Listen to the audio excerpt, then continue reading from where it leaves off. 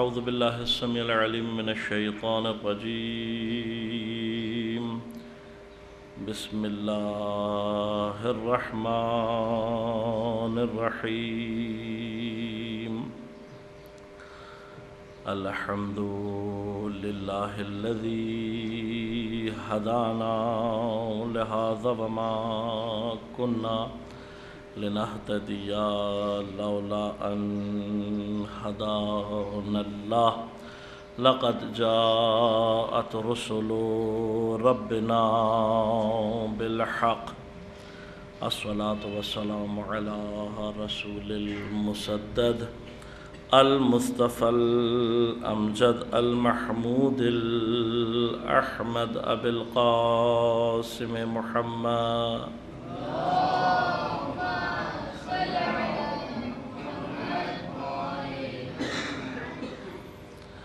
والصلاة والسلام على أسد الله الغالب غالب على كل غالب علي بن أبي طالب والصلاة والسلام على سيدة المعصومة المظلومة الطاهرة البتول بضعة الرسول فاطمة الزهراء السيدة نساء العالمين والصلاة والسلام على الحسن المجتبى والحسين المظلوم وأهل بيته الطيبين الطاهرين المعصومين المظلومين المنتجبين المنتخبين ولعنة الله على أعدائهم أجمعين. أما بعد، قال الإمام الصادق عليه الصلاة والسلام: نحن حجج الله على خلقه وجدتنا فاطمة سلام الله عليها حجة الله علينا صلوات.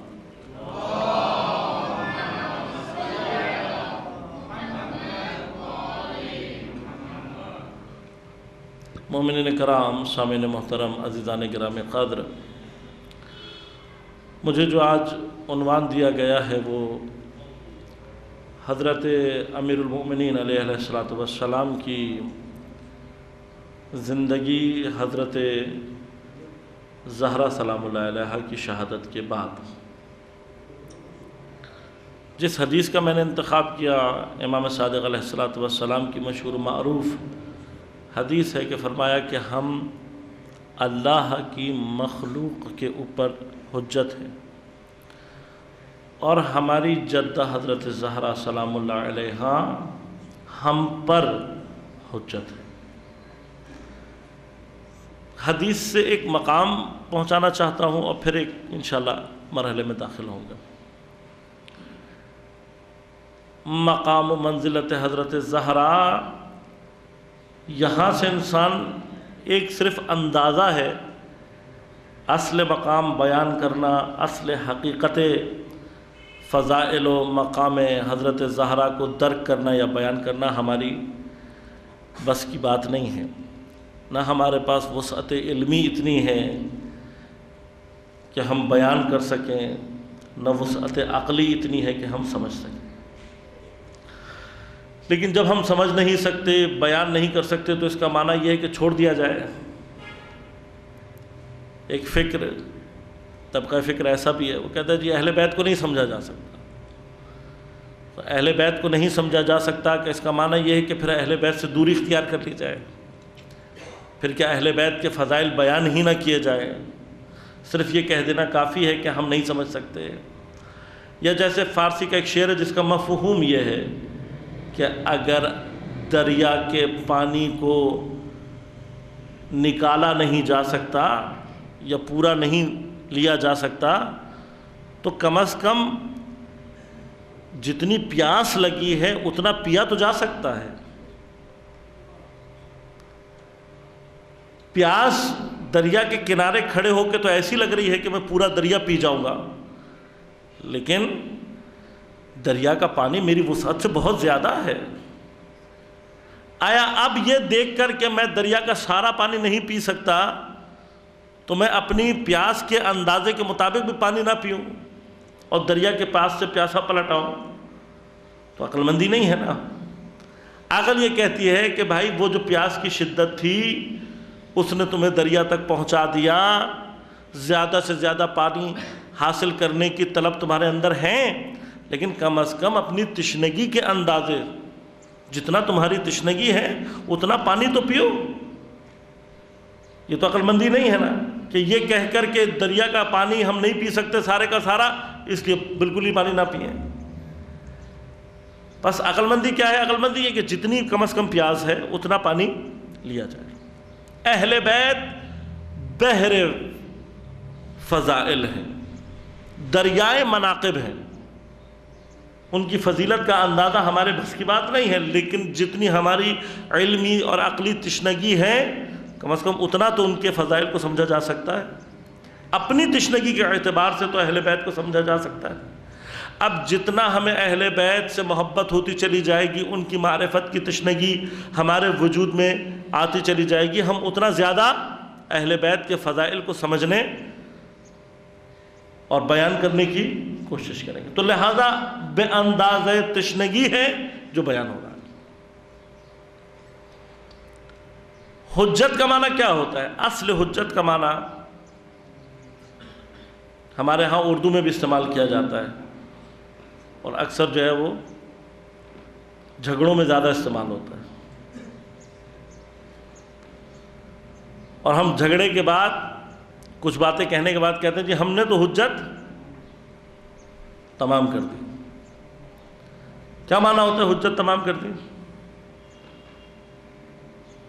کیا معنی لیتے ہیں ہم جب ہم یہ کہتے ہیں جی ہم نے تو اپنی طرف سے حجت تمام کر دی؟ یعنی کیا؟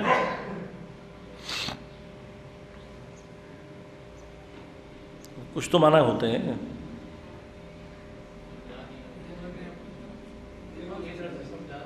سمجھا دیا یا کوشش کر سکتے تھے، اور کوئی معنی؟ یعنی ہماری طرف سے جو دلیل ہو سکتی تھی وہ ہم نے دے دی، ایسے ہی ہے نا؟ ہماری طرف سے جو ادلہ تھے، ہماری طرف سے جو دلیل تھی وہ ہم نے دے دی۔ اسی اعتبار سے حجت دلیل ہوتی، اس اعتبار سے حجت کو دلیل کہا جاتا ہے۔ حجت اللہ یعنی پروردگار کی جانب سے جو ادلہ ہیں، جو دلیل ہیں، ائمہ کی صورت میں وہ کامل ہو گئے۔ اب جب حجت کامل ہو جاتی ہے تو کیا ہوتا ہے؟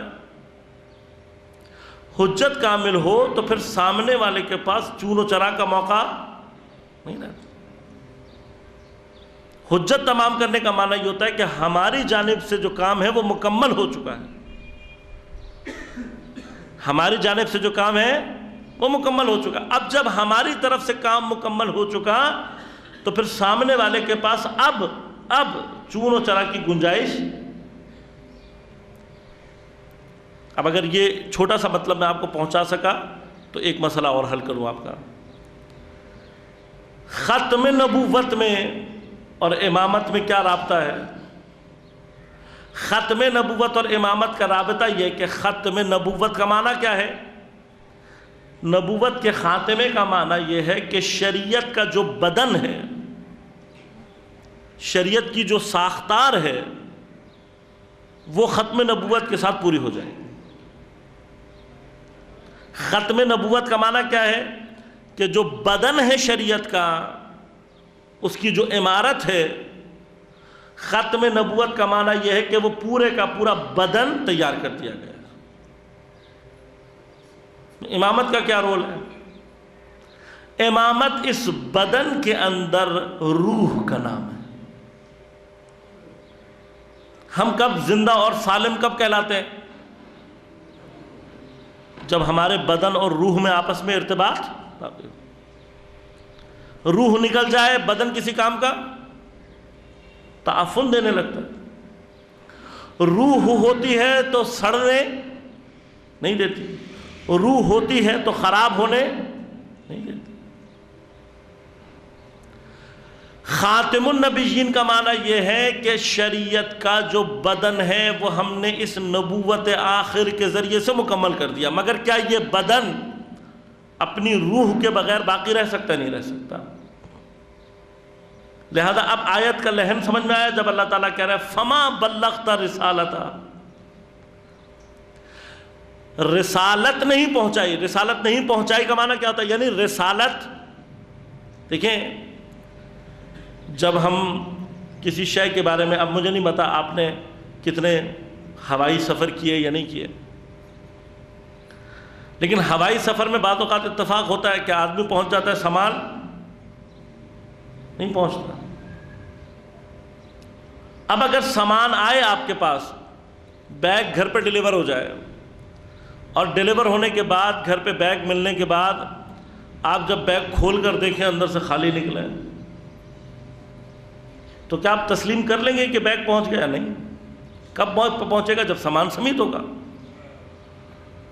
اگر ایک بھی چیز کم ہوگی تو آپ کہیں گے بھائی میرا سامان مجھے ریسیو نہیں ہوا، کوئی ایک بھی چیز۔ کوئی کہے بھائی بیگ مل تو گیا آپ کو، آپ کہیں گے بھائی خالی بیگ کا میں نے کیا کرنا ہے، یا اس بیگ کا میں نے کیا کرنا ہے کہ جس کے اندر میرا پورا سامان موجود نہ ہو۔ کب آپ کہیں گے؟ جب پورا ہو۔ اب پیغمبر نے کیا اتنے عرصے میں، یہ 23 برس کے عرصے میں کیا دین کا کوئی پیغام نہیں پہنچایا؟ یہ سب کچھ تو پہنچا چکے، نماز، روزہ، زکوٰۃ، حج، جہاد، خمس، امر بالمعروف نہی عن المنکر، والدین، اساتید، ہمسایہ، زن و شوہر، اولاد، والدین۔ کون سا گوشہ ہے دین کا جس کو پیغمبر نے بیان نہ کیا ہو؟ آخری حج رہ گیا تھا، وہ بھی کر کے دکھا دیا۔ تو سب کچھ تو پیغمبر پہنچا چکے ہیں۔ دیکھیے جب ہم کہہ رہے ہیں فما بلغت رسالتا، بس رسالت موجود ہے۔ اگر اصل رسالت ہی نہیں ہو، مثلا کسی نے بیگ ہی نہ پہنچایا اس سرے سے، تو اصلا یہ بحث ہی نہیں آئے گی نا۔ بحث کہاں آئے گی؟ جب بیگ پہنچا ہو، سامان پورا نہ پہنچا۔ پس جب کہا جا رہا ہے فما بلغت رسالتا، یعنی رسالت کو پہنچا دیا گیا ہے، کوئی ایک چیز مسنگ ہے۔ اب یہ چیز ایسی ہونی چاہیے کہ جس کے اوپر پوری رسالت یا شریعت کا بدن رکا ہوا ہونا چاہیے۔ بدن پہنچا دیا ہے، روح کیا ہے؟ ولایت۔ لہذا جیسے ہی بدن اور روح دونوں کامل ہوئے، اللہ نے کیا کہا؟ الیوم اکملت لکم دینکم، ہم نے دین کو تمہارے لیے کامل کر دیا۔ اب جیسے ہی ہم نے دین کو تمہارے لیے کامل کر دیا، ولایت کے سلسلے کے ذریعے سے ہم نے تمہارے اوپر اپنی نعمت کو کامل کر دیا، حجت کو کامل کر دیا۔ اتممت علیکم نعمتی، اسی نعمت کا دوسرا نام حجت ہے کہ اللہ نے اپنی حجت کو ولایت کے ذریعے سے تمام کر دیا۔ اب اس حجت کے سلسلے میں حضرت زہرا کی اہمیت کیا ہے؟ اب سمجھ میں آیا حضرت زہرا کی اہمیت، کہ جس طرح سے اللہ کی جانب سے عوام الناس کے اوپر روح ولایت کے ذریعے سے دین کامل ہو رہا ہے۔ اگر آپ وجود مبارک حضرت زہرا کو دین سے نکال لیں، دین کی اساس ختم ہو جاتی ہے، اساس ختم ہو جاتی ہے دین۔ اسی مقام و منزلت کو پہچانوانے کے لیے امام کیا فرما رہے ہیں؟ ہمارے اوپر حجت ہے۔ اس کے کئی معنی کیے جاتے ہیں، جن میں سے ایک اہم ترین معنی یہ ہے کہ خواتین کے بخش میں جتنی بھی حجج ہیں جو مخصوص ہے خواتین سے، جتنے بھی دلیل ہیں، جتنے بھی ادلہ ہیں، وہ کب کس ذات سے ثابت ہوں گے؟ حضرت زہرا سے۔ اب یہ معنی مختلف انداز سے ہمیں سمجھ میں آتے ہیں، نبوت یا رسالت یا دین کی تکمیل کے عنوان سے بھی سمجھ میں آتے ہیں، ایک ایسی ہستی کے عنوان سے بھی سمجھ میں آتے ہیں کہ نصف آبادی جو خواتین کی ہے اس کے احکام کے تکمیل ہونے کے اعتبار سے بھی سمجھ میں آتے ہیں۔ لیکن حضرت زہرا سلام اللہ علیہا کا اہم ترین کردار کیا ہے؟ اہم ترین کردار حضرت زہرا کا وہ ہے کہ جہاں پر بی بی نے اسی ولایت کے دفاع اور بقا کے لیے وہ کردار ادا کیا ہے جو کہ خواتین کے لیے ایک سب سے بہترین اسوہ ہے۔ خواتین کے لیے الگ ہے۔ تاریخ میں حضرت زہرا کا کردار ایسا ہے کہ جب کبھی بھی آپ حضرت کی سیرہ کو اٹھا کر بحث کرنے کی کوشش کریں گے، ولایت کا دفاع خود بخود ہونا شروع ہو جائے۔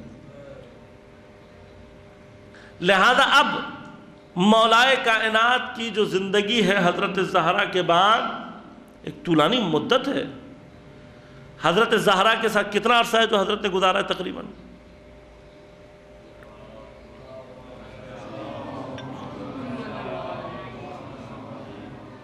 کتنا عرصہ ہے جو حضرت زہرا کے ساتھ گزارا ہے؟ 9 سال ازدواج کے۔ مدینہ میں بھی مولائے کائنات پیغمبر کے گھر میں ہی رہ رہے ہیں نا، ہے یا نہیں ایسا؟ پیغمبر کے گھر میں پلے بڑھے، پیغمبر کے گھر میں رہے۔ اگر ہم فرض کریں کہ اس حصے کو بھی شامل کریں تو 18 سال، جس میں سے پہلے 9 سال کا ارتباط ضعیف ہوگا، باقی 9 سال کا ارتباط شدید ہے۔ یہ 9 سال کا ارتباط، اس کے بعد مولائے کائنات کی زندگی 11 ہجری سے شروع ہو کر 40ویں ہجری تک، اندازاً کتنے سال ہیں؟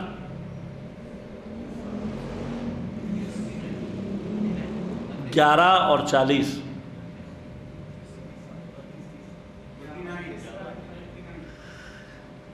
29 سال ہیں تقریباً۔ 29 سال مولائے کائنات حضرت زہرا کے بغیر زندگی۔ اب یقیناً جتنا یہ فاصلہ زمانی بڑھتا چلا جائے گا، اتنا مولائے کائنات کی زندگی کے اندر جو تبدیلی اور اس کی کیفیت ہے وہ گہری تر ہوتی چلی جائے گی۔ ہمارے لیے جو سب ضروری ہے وہ زمانہ ہے کہ جو ابتدا میں جو میں پہنچانا چاہتا ہوں وہ یہ ہے کہ حضرت زہرا کی شہادت کے فوراً بعد یہ زمانہ زیادہ ضروری ہے، کیونکہ اس کے بعد کے جو حالات ہیں وہ مستقر ہو گئے ہیں، جسے کہنا چاہیے سیٹل ڈاؤن ہو چکے ہیں۔ اہم ترین زمانہ کون سا ہے؟ وہ ہے۔ بس 2 حصے حضرت زہرا کی زندگی کے، ایک وہ 75 یا 95 دن جو پیغمبر کی شہادت سے لے کر اپنی شہادت تک ہے، اور پھر حضرت کی شہادت کے فوراً بعد۔ اب جو حالات اور واقعات ہمیں ملتے ہیں وہ یہ ہیں کہ مولائے کائنات کی ولایت کی سب سے بڑی مدافع اس دور میں کون ہے؟ حضرت زہرا۔ حضرت مولائے کائنات کا جو سب سے بڑا سہارا ہے وہ کون ہے؟ حضرت زہرا۔ کچھ سوال ہیں جو ذہن میں بعض اوقات اٹھتے ہیں نوجوانوں کے، وہ سوال کرتے ہیں، وہ کہتے ہیں کہ جی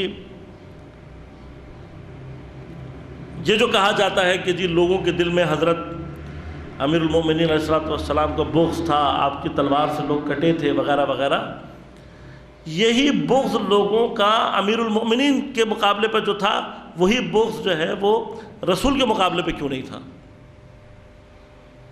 ایک سوال ہے نا۔ اول تو یہ بات کہ جاہلیت کے دور کی جو اثرات ہیں ان میں سے ایک اثر کیا ہے کہ جس کے ہاتھ سے چوٹ کھائی ہے وہ چوٹ انہیں شدید لگتی ہے۔ اب ہمارے پاس پورا ریکارڈ موجود ہے پیغمبر کی زندگی کا کہ پیغمبر نے اپنی حیات میں کہیں پہ بھی تلوار نہیں چلائی۔ اب اس کو دوسرے معنی میں جو میں آپ کو بیان کروں، یعنی کیا؟ پیغمبر اکرم کی حیات مبارکہ میں رحمت للعالمین ہونے کی جو کیفیت ہے اس کا ڈیفینسو فیز مولائے کائنات، یعنی یہ جو کہا گیا کہ وما ارسلناک الا رحمت للعالمین، اب اس رحمت للعالمین کو جنگ بھی لڑنی ہے، جہاد بھی کرنا ہے، لوگوں کو شکست بھی دینی ہے۔ وہ لوگ جو کہ عقل کا دامن ہاتھ میں تھامتے ہیں ان کو تو سمجھ میں آتا ہے، وہ تو رحمت کے یہ معنی کر لیتے ہیں، ایسے ہی ہے نا۔ وہ ماں جو اپنے بچے کی تربیت کے لیے اپنے بچے پر سختی کرتی ہے، عقل مندوں کو تو سمجھ میں آ جاتا ہے کہ یہ ماں اپنے بچے کی بھلائی کے لیے کر رہی ہے، لیکن جاہلوں کو کون سمجھائے گا؟ اب وہ جاہل آدمی ہے نا جو اس ماں کی سختی کو بجائے بچے کی تربیتی مرحلے میں سمجھنے کے بجائے کیا سمجھے؟ یہ میرے بچے کے ساتھ یا اس بچے کے ساتھ ظلم کر رہی ہے. وہ بابا ظلم نہیں کر رہی. یہ سختی اس کی تربیت کے لیے ضروری ہے. اگر یہ نہ ہو آگے چل کر یہ بے تربیت معاشرے کے اندر مسائل پیدا کرے گا، اپنے لیے بھی دوسروں کے لیے بھی. آج کی سختی اسے کل کی سختیوں سے بچا سکتی ہے. اب ہم جہاں ان چیزوں کو حس کر سکتے ہیں وہاں ہم قبول کر لیتے ہیں. اگر کوئی ماں محبت میں اپنے بیمار بچے کو انجیکشن نہ لگنے دے تو کیا اس کو ماں تصور کیا جائے گا؟ کیا اس کو محبت تصور کیا جائے گا؟ نہیں کیا جائے گا. لیکن ہوتی ہے نا ایسے جاہل لوگ ہوتے ہیں. اب اس جاہل کے چونکہ دیکھیے ماں کی جو کیفیت ہے وہ ایک یا چند بچوں سے مختص ہے، اس کی جو شخصیت کا اثر ہے وہ بہت محدود ہے. لیکن جسے کائنات کا رسول بنا کر بھیجا گیا ہے اس کی شخصیت کا اثر بہت زیادہ پھیلا ہوا ہے. تا قیامت آنے والے زمانوں کے اوپر اس کی شخصیت کا اثر ہے. جب تک قیامت قائم نہیں ہو جاتی یہ سلسلہ جاری رہنا ہے. لہذا پیغمبر کے رحمت کے فیس کو، اس کے رحمت للعالمین ہونے کی کیفیت کو اس طریقے سے محفوظ کرنے کی ضرورت ہے کہ تا قیامت حتیٰ جاہل ترین آدمی یہ نہ کہہ سکے کہ اس نے مجھے چوٹ پہنچائی. لہذا اب اس کیفیت کو برقرار رکھنے کے لیے جو دوسری شخصیت سامنے آئے گی کہ جو اس کے اس حصے کو اجرا کرے گی کہ جو جہاد ہے، جو سختی، مثلا کہہ رہے ہیں نا قرآن کیا کہہ رہا ہے؟ آپ اور آپ مومنین کیا تعریف کی ہے؟ رحما بینہم، اپنے اور اپنے درمیان میں کیا ہے؟ رحیم ہیں، نرم دل ہیں. وہ کیا ہے؟ اشد علی الکفار، کفار کے اوپر شدید ہے، سخت ہے. تو پیغمبر سے کہا جا رہا ہے، لیکن پیغمبر کی شدت کس کے وجود سے اظہار کر رہی ہے؟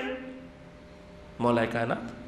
یہی جو ہم کہتے ہیں کہ سلسلہ امامت وصل ہوتا ہے سلسلہ رسالت سے، اس کی ایک اہم ترین دلیلوں میں سے یہ دلیل ہے. اگر آپ مولا کائنات کو شؤون اور اظہار کارہائے رسالت سے جدا کر دیں گے تو پیغمبر کے کام نامکمل رہ جاتے ہیں. قرآن کی بہت ساری آیات کی تطبیق نہیں ہوتی. قرآن کی آیات کی تطبیق پیغمبر پر اس وقت ہوتی ہے جب آپ امامت کو جزو رسالت سمجھ لیتے ہیں. پھر نتیجہ کیا نکلتا ہے؟ کام چاہے نبی کے ہاتھ سے ہو چاہے علی کے ہاتھ سے ہو تشریع کہلاتا ہے، دین کہلاتا ہے، خدا کا حکم کہلاتا ہے، اس کا اجرا کہلاتا ہے. لہذا اب یہ جو اسی سے دیکھیں، یہیں سے ہمیں یہ بات سمجھ میں آتی ہے کہ جب امامت جزو رسالت ہے، متمم رسالت ہے، تب پیغمبر یہ کہتے ہیں کہ یا علی میرے بعد قرضوں کو ادا کرنا، میرے بعد تمہارے اوپر یہ حقوق میرے باقی ہیں. کیوں؟ اس لیے کہ پیغمبر کی زندگی میں جو تتمیم ہے، جو اکمال ہے، اس کو جو کمپلیٹ کرے گا وہ کون کرے گا؟ مولا کائنات کے ساتھ. اب یقیناً یہ مرحلہ انجام دینے کا ایک ریئیکشن بھی سامنے آئے گا. وہ ریئیکشن کیا ہے؟ پیغمبر کی شہادت کے فوراً بعد نتیجہ کیا نکلا؟ نتیجہ یہ نکلا کہ اوائل اسلام سے جو اچھے مسلمان ہیں، حقیقی مسلمان ہیں، جانثار مسلمان ہیں، کیا ہوا ان کے ساتھ؟ لازمات ہے یہ جانثار مسلمان وہ ہیں جو جنگوں میں کام آئے ہیں. اوائل اسلام سے آپ کے پاس تین طرح کے مسلمان ہیں. ایک وہ ہیں جو بہت اچھے مسلمان ہیں، ایک وہ ہیں جو عام سے مسلمان ہیں، اور ایک وہ ہیں جو منافق ہیں. اب منافق کا مسئلہ یہ ہے کہ جو جنگ لڑے گا نہیں وہ کام کہاں آئے گا؟ جس نے مشکل میں سامنے آنا ہی نہیں ہے وہ ضائع بھی نہیں ہوگا، وہ باقی رہ جائے گا. کام کون آئے گا؟ مجاہد. کام کون آئے گا؟ وہ جس نے اسلام کے اوپر اپنی جان نچھاور کرنی ہے. لہذا جتنی بھی جنگیں ہوئی ہیں اس میں جو شہید ہو رہے ہیں افراد، یہ وہ بہترین مسلمان ہیں کہ جو پیغمبر کے دور میں اپنے آپ کو ایمان کے اس مرحلے میں داخل کر چکے تھے کہ دین کے لیے اپنی جان قربان کر سکتے تھے. لہذا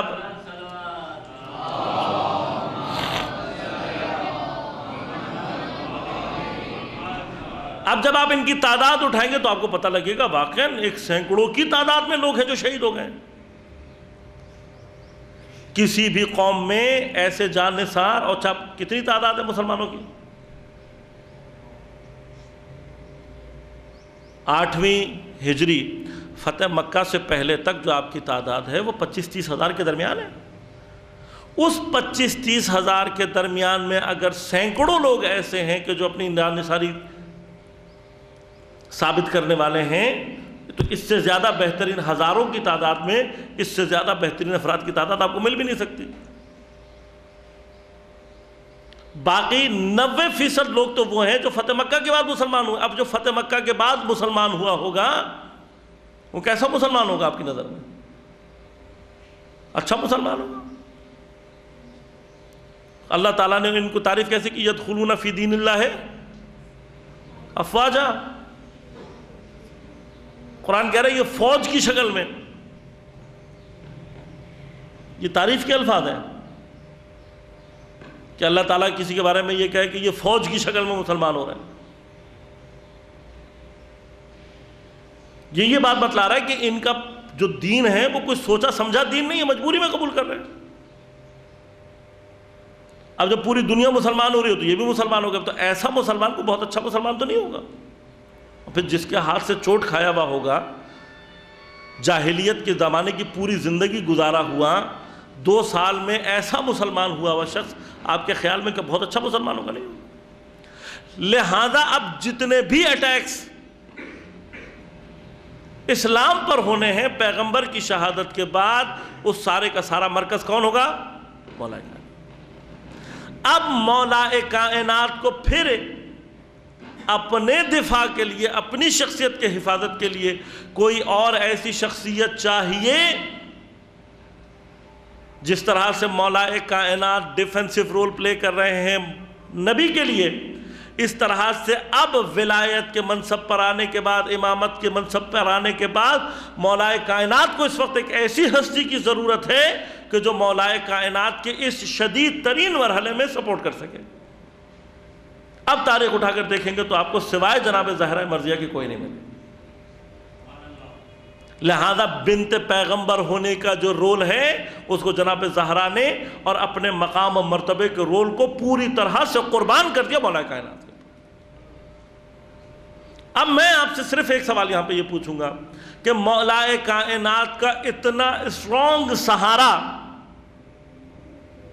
مولا کائنات کو ڈیفنس کرنے والی اتنی امپورٹنٹ شخصیت، اگر یہ شخصیت اب دیکھیں کچھ عرصے باقی رہتی ہے تو اس شخصیت کا بقا خود بخود مولا کائنات کے اوپر جو اس کے ایفیکٹس ہوں گے وہ شدید ہوں گے۔ واضح سی بات ہے نا، یہ شخصیت جتنے عرصے باقی رہے گی اتنا مولا کائنات کے لیے جو آگے کے مراحل ہیں وہ آسان ہوتے چلے جائیں گے۔ لیکن مولا کی مظلومیت میں سے ایک مظلومیت کیا ہے کہ پیغمبر کے بعد وہ اہم ترین رکن اور وہ اہم ترین سپورٹ 75 یا 95 دن کے اندر پیغمبر مولا کائنات سے جدا ہو جاتے۔ لہذا اب اس سچویشن کو آپ سمجھیے جس میں امیر المومنین کو اللہ نے مبتلا کیا، یا جو سچویشن سامنے آئی، اس سچویشن میں اپنی پوری ہستی کو استعمال کر کے جو ذات سپورٹ کر رہی تھی مولا کائنات کو، جب 95 دن کے بعد وہ مظلومانہ انداز سے دفن کی جاتی ہیں تو پھر ہوتا ہے یہ مرحلہ کہ مولا کائنات قبر کا نشان مٹانے کے بعد ایک مرتبہ آنسوؤں سے رونا شروع کر دیتے ہیں۔ پیغمبر کو خطاب کر کے یہ کہنے پر مجبور ہو جاتا ہے کہ یا رسول اللہ میرا صبر ختم ہو گیا۔ یہ مبالغہ نہیں کر رہے ہیں امیر المومنین، میں نے آپ اتنی جو تصویر کشی کی ہے تاکہ آپ کو یہ سمجھا سکوں۔ لیکن کمال سیدہ کا کیا ہے کہ اس 75 دن کے لیے بھی جناب سیدہ وہ فاؤنڈیشنز رکھ چکی ہیں کہ اب علی کی امامت کو کوئی ہلا نہیں سکتا۔ وہ کام کر کے جا چکی ہیں جناب زہرا، اور پھر واقعاً عجیب ہے یار، واقعاً عجیب ہے۔ میں قربان جاؤں اس ہستی کے، اپنے وجود کو ولایت کے لیے قربان کر دیا، اپنی قبر کے نشان کو مٹوا دیا صرف علی کے دفاع میں۔ مجھے اور آپ کو شاید یہ بات اتنے آسانی سے سمجھ میں نہیں آئے گی جتنی تاریخ اسلام نے، چونکہ ذکر نہیں کیا اس کو، من آپ تاریخ پڑھ کر دیکھیے، یعنی کس قدر بابصیرت ہستی ہے جناب زہرا کی، کیوں اپنے قبر کا نشان مٹوا رہی ہے؟ کئی ادلہ ہو سکتے ہیں، کئی باتیں کی جا سکتی ہیں۔ آج جو بقیہ میں ہو رہا ہے، حتیٰ وہ تک دیکھ رہی ہے۔ آج جو شام میں کوشش کی جا رہی ہے، روزوں کو مسمار کرنے کی جو سلسلے جاری ہیں، اس بد نسل شجرے کو کہاں تک دیکھ رہی ہے جناب زہرا؟ ایک علت یہ بھی ہے، لیکن دوسری علت اسی دور میں ظاہر ہو رہی ہے۔ قبر کا نشان مٹوا دیا۔ صبح کو جب انہیں معلوم ہوا کہ جناب زہرا دنیا سے جا چکی ہیں، بصیرت زہرا، میں یوں کہوں کہ جو اپنی شہادت کے بعد بھی امیر المومنین کو سپورٹ کر رہی ہے، درس کیا دے رہی ہے؟ اس طریقے سے اپنے آپ کو ولایت کے لیے فدا کر دو۔ زندگی تو زندگی، تمہارا مرنا ولایت کا دفاع بن جائے، لیکن شاید جناب زہرا کے سوا یہ کوئی کر بھی نہیں سکتا۔ اب مرحلہ کیا ہے؟ مرحلہ یہ ہے کہ جناب زہرا نے جو کام کیا ہے، اپنی غلطیوں پر پشیمانی کا پردہ ڈالنے کا ایک بہترین طریقہ یہ ہے کہ قبر پہ جا کے معافی، بہترین طریقہ ہے نہیں ہے؟ بصیرت زہرا سمجھ میں آئی اب آپ کو؟ آئی سمجھ میں آپ کو؟ تاریخ آج کیا لکھ رہی ہوتی کہ چلو موقع زندگی میں نہیں ملا تھا، انہوں نے قبر پہ جا کر معافی مانگ لی، جناب زہرا نے اپنے نشان کو مٹوا دیا۔ کیا ہوا؟ ایک تو نتیجہ یہ نکلا، دوسرا کیا نکلا؟ آ گئے صبح، قبر کہاں ہے؟ نہیں بتاؤ گے تو ہم کھو دیں گے، ہے نا تاریخ میں لکھا۔ باطل کا یہ دوسری غلطی ہے۔ فدق تو جانے دے سکتے ہیں، دروازہ جلنے دے سکتے ہیں، محسن کی شہادت دی جا سکتی ہے، لیکن اب مرحلہ وہاں پر آیا ہے کہ جہاں پہ کہا نا کہ ہم قبر کھو دیں گے، تاریخ نے کیا لکھا؟ بقیہ کی دیوار کے کنارے ذوالفقار کو برہنہ کر کے زمین پر رکھا ہوا، علی کے دہن سے کف جاری ہے۔ بھائی اتنا کافی تھا، اتنا کافی تھا اس بزدل شجرے کے لیے۔ علی کی یہ صورت کافی ہے کہ پھر دوبارہ زہرا کی قبر کو تلاش کرنے کا سوچ بھی نہیں سکتا۔ چیپٹر کلوز کر دیا علی نے، لیکن اب علی تنہا۔ یقیناً بعد میں آنے والی ازواج مطہرات کا مقام، منزلت سب اپنی جگہ پر ہے، لیکن اب کون بنت پیغمبر کہہ کر مولا کائنات کو ڈیفنس کرے گا؟ کوئی نہیں۔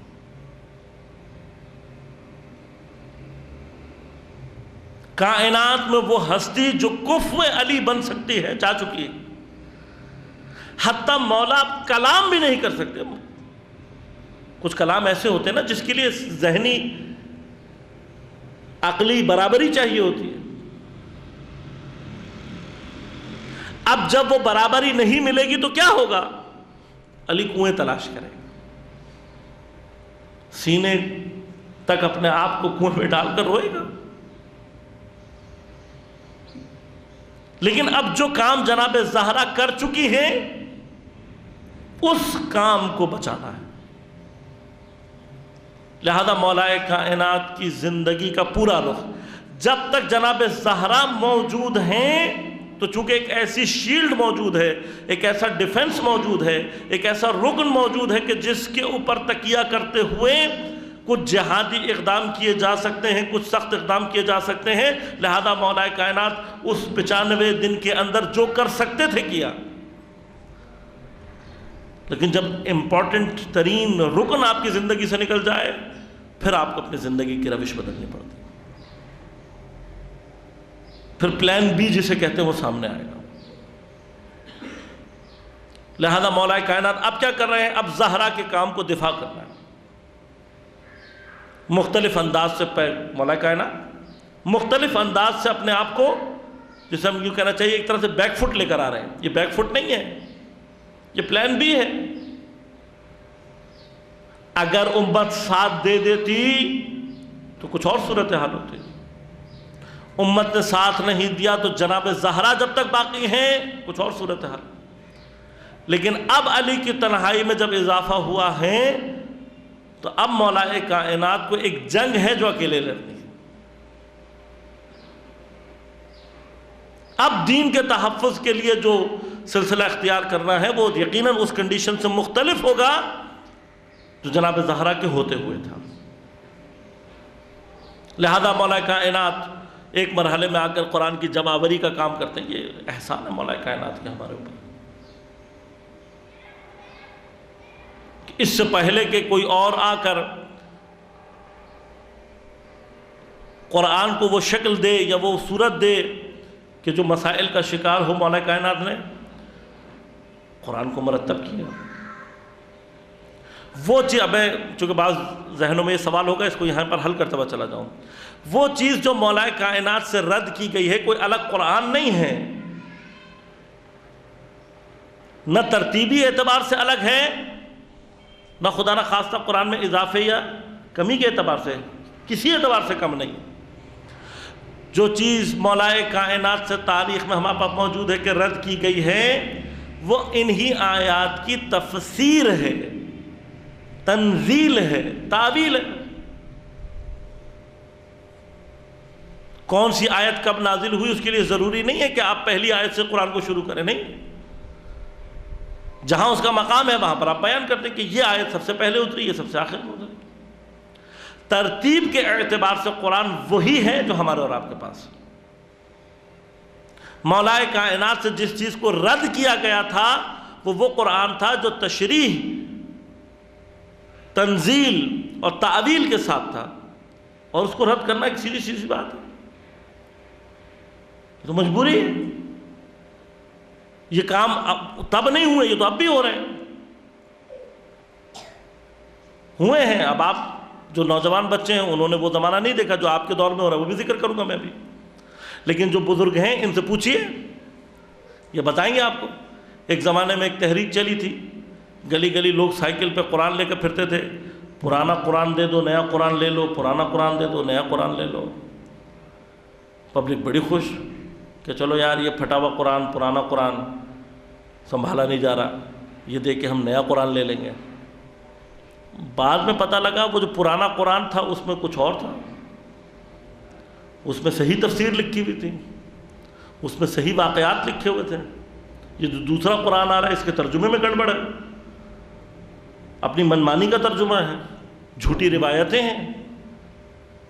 مگر تب تک کیا ہوا؟ جب تک ہمیں ہوش آتا پانی سر سے گزر چکا. تو یہ تو ان کی مجبوری ہے، یہ تو کام انہوں نے کرنے ہیں. ابھی موجودہ دور میں پتہ نہیں، بعض میں اس کو بار بار اس لیے تکرار کرتا ہوں مختلف مقامات پر تاکہ ہم اپنا ذمہ داری اس طرح سے پوری کر سکیں.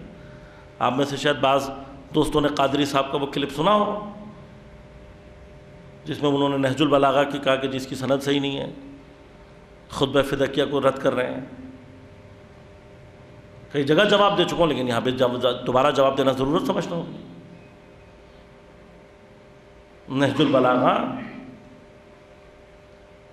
البلاغہ خود بولتی ہے میں کس کا کلام ہوں. 1400 سال میں تمہارے اندر ہمت ہے تو لاؤ نہج البلاغہ. قرآن نے تو دعویٰ کیا ہے نا، فاتوا بسورۃ من مثلہ.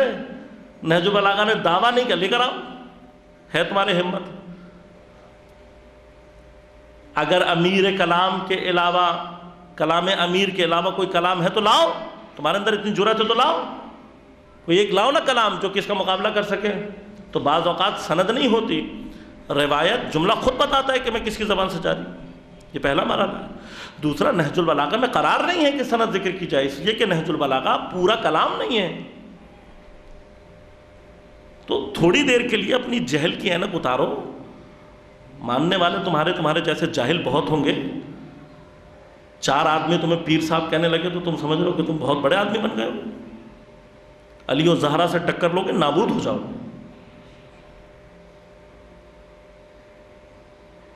تو اتنی تمہارے پاس عقل نہیں ہے کہ جو لکھنے والا وہ کیا کہہ رہا ہے. اس نے شروع میں لکھا ہے کہ یہ خطبات پورے نہیں ہیں، یہ کلام امیر پورا نہیں ہے، میں نے اس میں سے اپنے ذوق کے اعتبار سے جو مجھے لگا کہ یہاں پر مولا نے بلاغت کے جواہر دکھائے ہیں ان کو میں نے جمع کیا ہے۔ اس پر بھی انہوں نے کوئی فل سٹاپ نہیں لگایا کہ یہ بس یہ آخر ہے، میں کہا میری یہ سمجھ میرے ذوق کے اعتبار سے، اور اس کو اتنا اطمینان ہے جب آوری کرنے والے کو کہ یہ کلام خود بولے گا میں کس کی زبان سے جاری ہوں۔ آپ کو سند چاہیے، جن روایات میں یہ پورے خطبے یہ پورے خط ذکر ہوئے ہیں وہاں جا کے تلاش کریں، پوری سند موجود ہے ہمارے پاس۔ ہم بغیر سند کے نہیں قبول کرتے، اور اگر آپ کی کتابیں ہم کھولنا شروع کرتے تو پھر بہت سارے مقامات ایسے نکل آئیں گے۔ جھوٹی حدیثوں کا جو سلسلہ ہے وہ آپ اپنے پاس جا کر دیکھیے نا، کیوں آپ کے امام بخاری یہ کہتے تھے کہ مجھے اتنی حدیثیں یاد ہیں لیکن میں اتنی ذکر کر رہا ہوں، وہاں جا کے مسئلے حل کریں نا۔ نہج البلاغہ کو آپ چیلنج کریں، کیوں چیلنج کریں؟ آخر میں آ کے کہاں ٹوٹی بات؟ خطبہ شقشقیہ پر، خطبہ فدق کو کہ جی خطبہ فدق کا سند صحیح نہیں ہے، شقشقیہ ثابت نہیں ہے۔ عزیز من، آپ اگر اس کو ثابت مان لو گے تو نتیجہ پتہ ہے کیا نکلے گا؟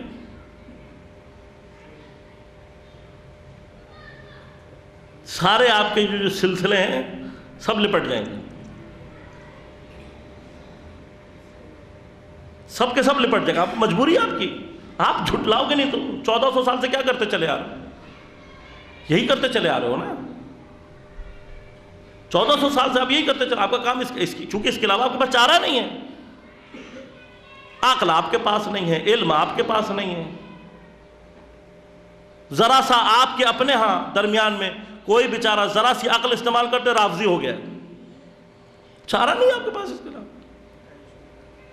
ورنہ اپنی عقل سے مجھے جمع کر کے بتاؤ، میں چیلنج کرتا ہوں اپنی عقل، بہت عالم ہمارے اوپر چیلنج کرتے ہو۔ جب خلیفہ ثانی نے آپ کی روایات کے مرکز جناب ابو ہریرہ کو بحرین میں کرپشن کے الزام میں گالیاں دے کر مادرزاد اور ان کا مال قبضہ کر کے ان کو نکال دیا تھا دربار سے، تو اس مسئلے کو میرے لیے حل کر کے بتاؤ کہ دونوں میں سے کون عادل ہے، دونوں میں سے کون صحیح ہے، یا پھر اپنی تاریخ میں جا کر ان صفوں کو پھاڑنے کی کوشش کرو کہ جنہوں نے اس کو نقل کیا ہے، اگر ہم سے بس سوال کرو سند کا ہے۔ لہذا عزیزان من، ائمہ اہل بیت اپنی زندگی میں وہ نقش چھوڑ گئے ہیں، اور جناب زہرا سلام اللہ علیہا کے علمی نقوش میں سب سے زیادہ اہم ترین علمی نقش ہی جناب زہرا کا خطبہ فدقیہ ہے۔ انسان کو صدیاں چاہیے اس کے علمی مراتب کو سمجھنے کے لیے۔ کمال زہرا یہ ہے، اسی لیے یہ تو آج ہم خدا بہرحال ہم لوگوں کو توفیق عنایت کرے، واقعی سب کو، ورنہ ایک دور میں شیعوں کے اندر یہ روایات باقی رہی ہیں کہ اپنے بچوں کو خطبہ فدقیہ یاد کروایا جاتا تھا، خطبہ غدیریہ یاد کروایا جاتا تھا، نہج البلاغہ کے خطبے یاد کروائے جاتے تھے۔ آج ان کو یاد کرنا تو بہت دور کی بات ہے، اگر ہم ڈھونڈنے نکلیں تو ہمیں شاید انگلیوں پر گنتی بھی نہ کر پائے، ہم اتنے کم تعداد نکلے گی ان لوگوں کی جنہوں نے زندگی میں ایک دفعہ ان کو پڑھا ہوگا۔ پھر ہم یہ چاہتے ہیں کہ اہل بیت کے حق کا دفاع کریں۔ عزیزان من، کیا واقعاً ہماری زندگی میں اتنی فرصتیں نہیں ہیں؟ حضرت زہرا جو اپنی پوری زندگی کو دفاع ولایت میں فدا کرنے کے بعد مولائے کائنات کے لیے اتنا سپورٹیو رول پلے کرنے کے لیے بعد آپ کے لیے وہ نقش چھوڑ کر گئی ہیں کہ جس نقش کے ذریعے سے آپ کے اندر ایمان کی تثبیت ہو سکتی ہے، نہیں ہمارے پاس اتنا ٹائم۔ تو چند ایک جملے عرض کروں اور آپ کی زحمتوں کو تمام کروں۔ مرحلہ یہ ہے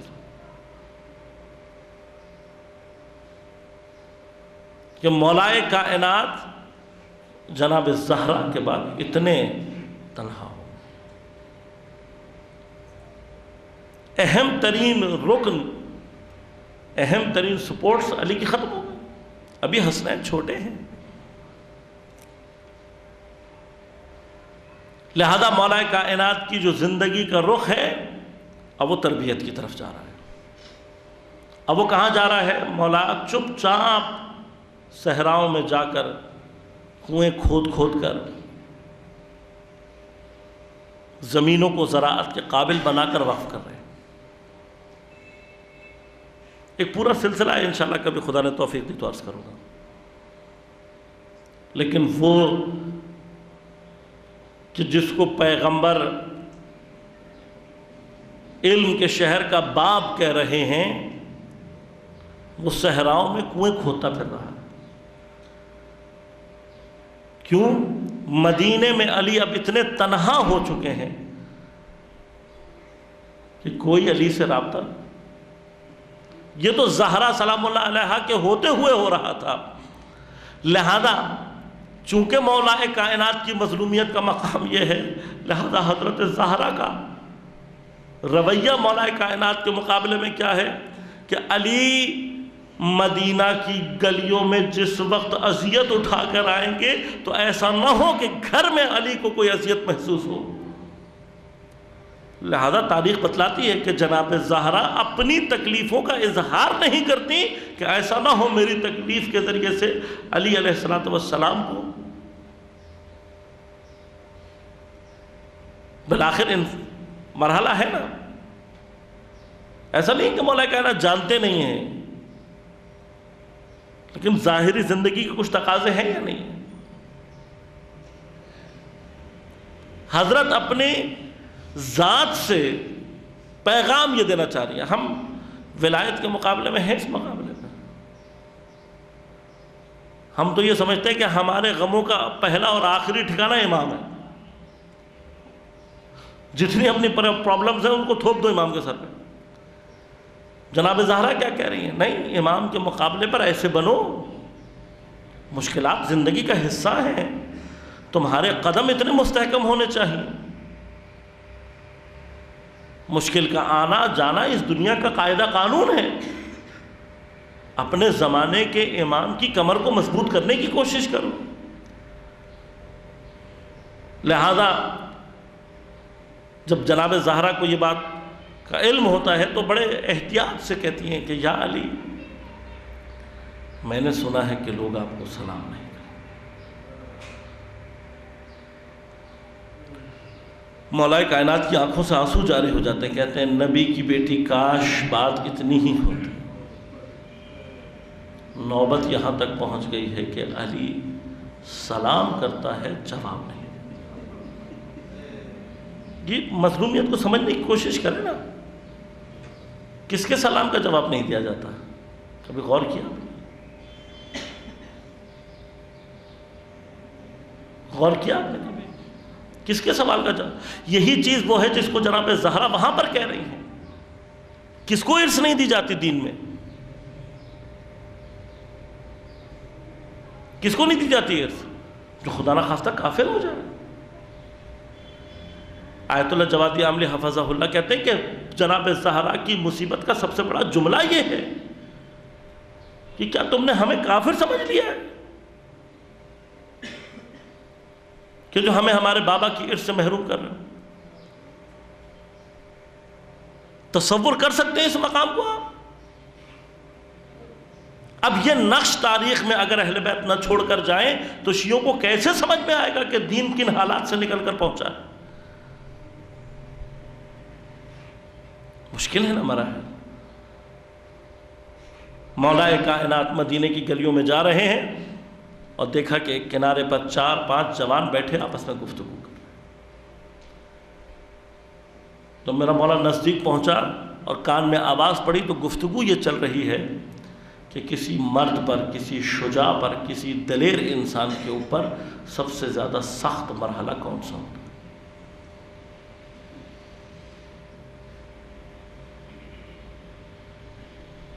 جوانوں کے پاس پہنچ کر ٹھہر گئے مولا، ان کے نزدیک آئے، گلی میں دائیں بائیں دیکھا، اپنی آواز کو دبا کر کہا کہ میں بتاؤں کسی دلیر پر، کسی شجاع کے اوپر سب سے کڑا وقت کون سا؟ کہا یا علی آپ بتلائیے. کہا کسی شجاع پر، کسی دلیر پر سب سے کڑا وقت وہ ہوتا ہے کہ اس کی آنکھوں کے سامنے اس کی ناموس پر ہاتھ اٹھایا جائے اور وہ کچھ نہ کر سکے. الا ولعنۃ اللہ علی القوم الظالمین وسيعلم الذين ظلموا أي منقلب ينقلبون. ہمارے اللہ ہماری اس مختصر سی عبادت کو اپنی بارگاہ میں قبول و منظور فرما. ہمارے اللہ بحق حضرت زہرا و ابیہا و بعلہا و بنیہا، منتقم زہرا فرزند زہرا امام زمانہ علیہ السلام کے ظہور میں تعجیل فرما. ہمارے اللہ بحق حضرت زہرا و ابیہا و بعلہا و بنیہا، محبین حضرت زہرا دنیا میں جہاں جہاں آباد ہیں ان کو اپنے حفظ و امان میں رکھ، ان کی پریشانیوں کو دور فرما، مشکلات کو آسان فرما. جتنے بھی مریض ہیں، خصوصاً جو مریض مورد نظر ہیں، بارے اللہ ان کو شفا کاملہ عاجلہ عنایت فرما.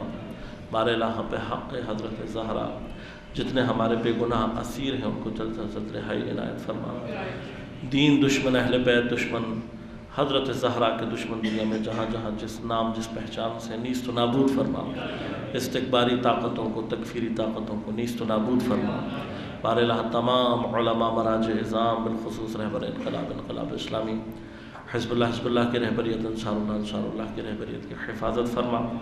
بارے اللہ بحق حضرت زہرا و ابیہا و بعلہا و بنیہا ہم سب کو امام زمانہ علیہ السلام کے اعوان و انصار میں شمار ہونے کی توفیق عنایت فرما.